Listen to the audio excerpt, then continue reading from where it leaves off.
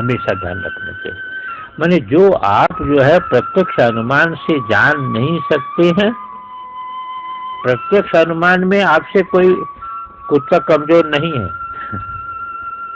पशु कमजोर नहीं है प्रत्यक्ष अनुमान में, कहीं कहीं तो आपसे ज्यादा है। आज का विज्ञान भी मानता है कि हम नहीं अभी जान सके कि भूकंप आने वाला है, परंतु हाँ पशु जान लेता है। देखो कितना विज्ञान का विकास हुआ, परंतु अभी पशु कैसे जान लेता है। हमने छोटे मन में देखा, उसमें प्लेग होता था एक रोग, लोग फिर घर छोड़ करके बाहर चले जाते थे, खेत में जंगल में वहां रहते थे झोपड़ी लगा कर। पहले उसका प्रकोप चूहे पर होता, चूहा ऐसे घूम करके मर जाता था, फिर मनुष्य पर प्रकोप होता, उसको बुखार आता था, ऐसे गिल्टी निकलती थी, मर जाती। तो प्लेग आने को होता था कुत्ता बिल्ली 15 दिन पहले ही गांव छोड़ करके जाते,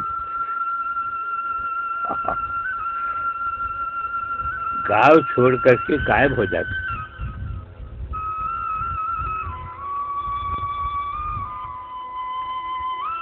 ये ज्ञान देखो कैसा है। हमारे एक भक्त था, डॉक्टर था, कुशल डॉक्टर था और यशस्वी था, क्योंकि जो है किसी रोगी को लौटाता नहीं था, चाहे उसके पास पैसा हो तो। ऐसे डॉक्टर का यश, उसका शरीर छोड़ना था, उसको पता नहीं था, न उसकी पत्नी को पता था, न उसके लड़के को पता था, क्योंकि वो तो स्वस्थ दिखता था, कोई समस्या तो थी नहीं कि संदेह हो। उसके कुत्ते को पता था। कुत्ता रोता और कुछ खाता नहीं। अब वो पशु डॉक्टर को ले आता, इंजेक्शन लगवाता, सब किया 3 दिन में, कुत्ता खाता नहीं, रोता।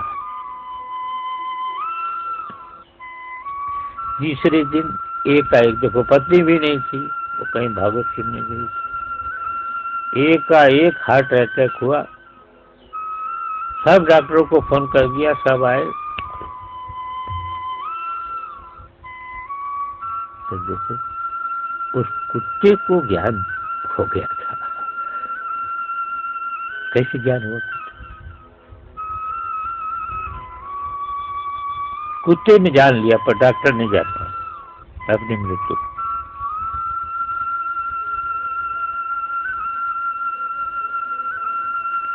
साधना सदन के मंडलेश्वर जी एक कुत्ते को बहुत जान, वो कुत्ता जब उनका शरीर छूटा, ऊपर जाना चाहता तो कोई जाने नहीं दिया उसको। शरीर छूटा तो वो ले गए लोग ना वहां छोड़ने के लिए गंगा में, वो साथ साथ गया। उसके बाद पता नहीं लगा वो कहां चला। कहने का तात्पर्य है कि प्रत्यक्ष अनुमान के विषय में पशु कमजोर नहीं है, ये विज्ञान भी मान रहा है, परंतु ज्ञान का जो विषय है वो स्वरूप का विषय है, बुद्धि नहीं पकड़ सकती इसको।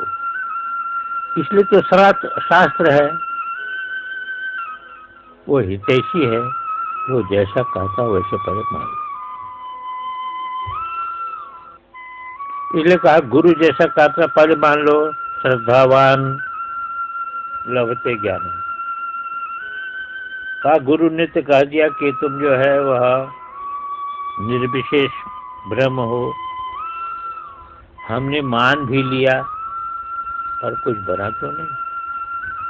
कहा मान लिया, पर मान लेने किस लिए मानने को कहा था? आगे अनुभव प्राप्त करना है, जानने के लिए मान। तो जानोगे कैसे? मान तो लिया, तत्पर जब उसी में लग जाओगे तो, देखो दुनिया के सब काम में लगे हो अब मैं का को जानने में क्यों नहीं लगती तुम? सारी समस्या तो यही है। अब मनुष्य शरीर में मैं को नहीं जान पाओगे, इससे जो है उपकरण से मैं को नहीं निकाल पाओगे, तो जन्म मरण का चक्र कौन तोड़ पाएगा? इसलिए तत्परता एक ऐसी चीज होती है कि हर 24 घंटे उसमें लगाती है, वो कहीं भी रहे कैसे भी रहे। और तत्पर तुम तभी हो सकते हो जब अपने इंद्रियों को, जो इंद्रियों का नियंत्रण नहीं कर सकता, मन का नियंत्रण नहीं कर सकता, वो तत्पर नहीं हो सकता। तो संक्षेप में 3 साधन बता दिया। पहला साधन बताया श्रद्धावान लभते ज्ञान, एक। दूसरी तत्परता, आपके मन में तत्परता तत्व को जानने की है कि जगत के विषय की, भोगों की तत्परता है? भोगों की तत्परता है तो आपका ज्ञान काम नहीं करेगा। और तत्परता अहरनिश बनी रहे, इसके लिए यदि इंद्रियों को वश में आप नहीं कर पाए तो इंद्रियां तो बहिर्मुख करेंगी, तो तत्परता कैसे होगी? तो कहा श्रद्धावान लभते ज्ञानम तत्पर संयति। और ज्ञानम लब्धा, जिस क्षण आपको ज्ञान प्राप्त हो गया तो आपकी शांति को कोई तोड़ नहीं सकता। आप भी चाहे तो अपनी शांति को नहीं तोड़ सकते। ज्ञान ऐसी चीज कि किसी के बिगाड़ने से बिगड़ जाएगा। पाठ करने वाला स्वयं भी चाहे तो वास्तव में दुखी कैसे हो पाएगा?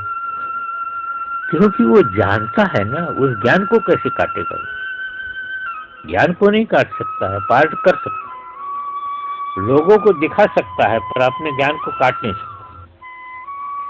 ऐसी ज्ञान ऐसी चीज नहीं है कि जिसका अभ्यास करना पड़े। साधन का अभ्यास करना पड़ता है, ज्ञान का अभ्यास नहीं करना पड़ता है। जिसमें आप जग जाते हैं तो उस समय अभ्यास करना पड़ता है कि स्वप्न मिथ्या है।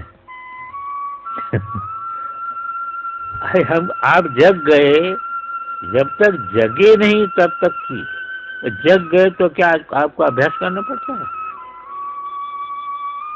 अभ्यास नहीं करना पड़ता, वो यथार्थ है, उसको आप काट नहीं सकते, तो आपके हाथ में नहीं। ज्ञानम लब्ध्वा पराम शांति, कितने देश आश्चर्य तत्क्षण। ऐसा नहीं कि ज्ञान अभी हो गया, जैसे पुण्य कर्म अभी आप कर रहे हैं पर स्वर्ग का भोग देर से आएगा।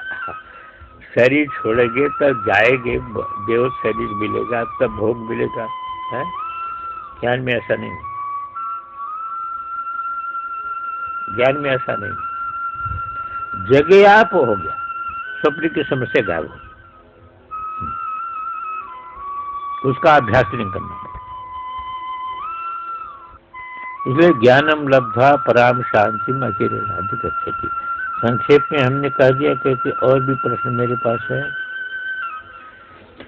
आत्मसंस्थम मन कृत्वा न किंचिदपि चिंतित, ये भी जो है 6ठे अध्याय का जो है गीता का श्लोक है। कुछ भी चिंतन न करे तो शून्य अवस्था नहीं हो जाएगी, यही प्रश्न। परंतु सारा अभ्यास इसी पर है। वेदांत में एक चरम वृत्ति होती है, वो चरम वृत्ति आवश्यक है, बिना उसके ज्ञान नहीं होता वेदांत। जिसको चरम वृत्ति बोलते, बिना उसके ज्ञान नहीं हो सकता। ज्ञान तो हो रहा है, पर जो ज्ञान कहा गया है कि जिससे पराम शांति अधिगच्छति, वो नहीं हो सकता। वो चरम वृत्ति क्या है? ये घट है, पदार्थ को लेकर के ज्ञान होगा। वो पदार्थ के आकार का होगा कि नहीं? ऐसे जितना भी ज्ञान आपको हो रहा है उसमें आकार है, चाहे सूक्ष्म हो चाहे स्थूल। आपको सुख का भी ज्ञान होता है तो सुखाकार वृत्ति है, आपको दुख का भी ज्ञान हो रहा है दुखाकार वृत्ति है। चाहे सूक्ष्म हो चाहे स्थूल हो, हमारा जो ज्ञान है वो किसी विषय को पकड़ विषय को पकड़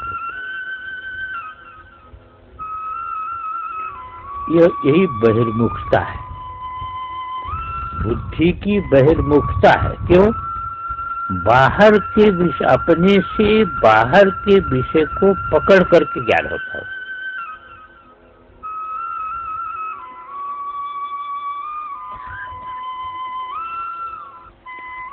परंतु स्वरूप ज्ञान में आपको यही अभ्यास करना है कि आपका ज्ञान कोई बाहर का विषय न पकड़े। ये बहुत ध्यान देने की। देखो, मन विषय को पकड़ करके मन में ज्ञान होता है, ये परिच्छिन्न ज्ञान है। और जिस समय आपका मन किसी विषय को न पकड़े तो एक तो सुषुप्ति हो सकती है, तो उसमें मन आवृत हो जाता है, इसलिए किसी विषय को नहीं पकड़ता, वो अंधकार में है। पर प्रकाश दशा में भी जब किसी को नहीं पकड़ेगा मन, तो मन अधिष्ठान रूप हो जाएगा। अधिष्ठान ही आत्मा है ना कि नहीं? किसी बहिर् विषय को जब नहीं पकड़ेगा तो अधिष्ठान रूप हो जाएगा कि नहीं? शून्य नहीं होगा वो।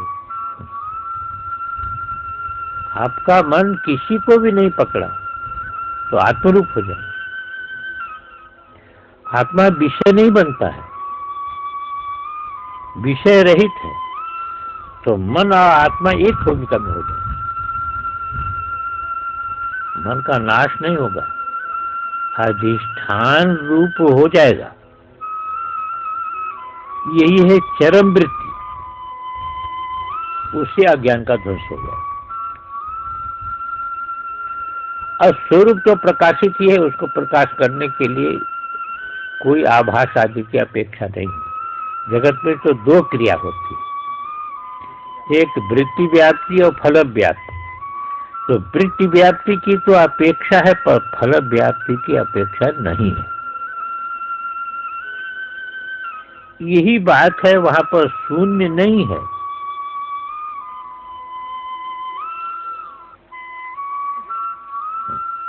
क्योंकि मन भी आत्मा में कल्पित है, तो विशिष्ट वृत्ति को नहीं पकड़ेगा तो आत्मरूप हो जाएगा, अधिष्ठान रूप हो जाएगा।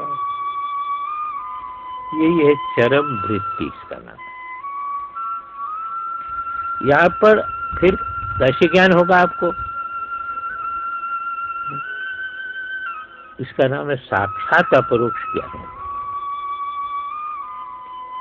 जगत में जो अपरोक्षता आती है वो इंद्रिय के माध्यम से, मन के माध्यम से आती है। हाँ, और स्व की जो अपरोक्षता है वह साक्षात अपरोक्ष है, बिना किसी इंद्रिय, बिना मन के अपेक्षा से ही अपरोक्ष ज्ञान।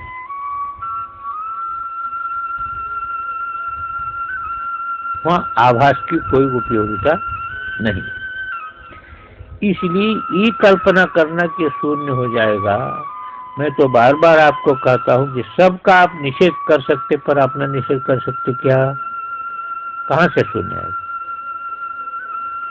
हम कहते शून्यवादी भी कहता शून्य पहले था है? तो शून्य को जानने वाला सिद्ध हो गया कि नहीं सिद्ध हो गया है? अरे भाई, किसी चीज का जो अस्तित्व, इसे बहुत विलक्षण खेल।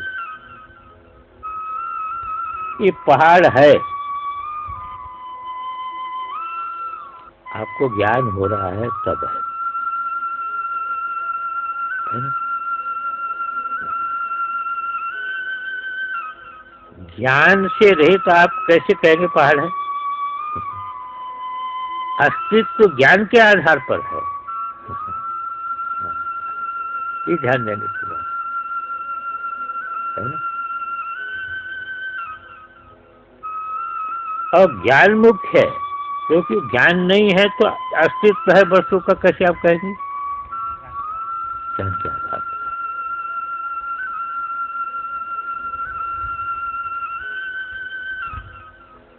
वस्तु को नष्ट कर दीजिए तो ज्ञान नहीं नष्ट होगा, ध्यान में आए ना? वस्तु को आपने नष्ट कर दिया तो ज्ञान नहीं नष्ट होगा आपका, लेकिन ज्ञान को आप नष्ट कर दीजिए तो वस्तु में कोई प्रमाण नहीं, कोई प्रमाण नहीं।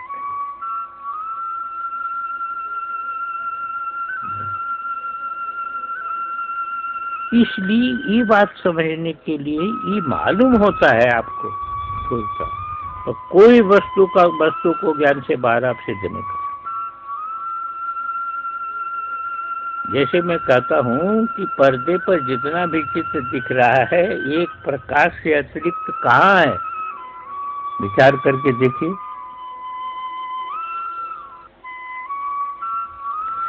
एक ही प्रकाश है ना, और एक ही पर्दा, सत्ता भी एक है, शक्ति भी एक है, और शक्ति जो है वहां पर सत्ता से अभिन्न है। मूल में आपकी शक्ति जो है सत्ता से अभिन्न है, व्यवहार में भेद मालूम पड़ा, तो प्रकाश से अतिरिक्त कहाँ? इसलिए शून्य की कल्पना नहीं हो सकती। अब रह गया क्यों?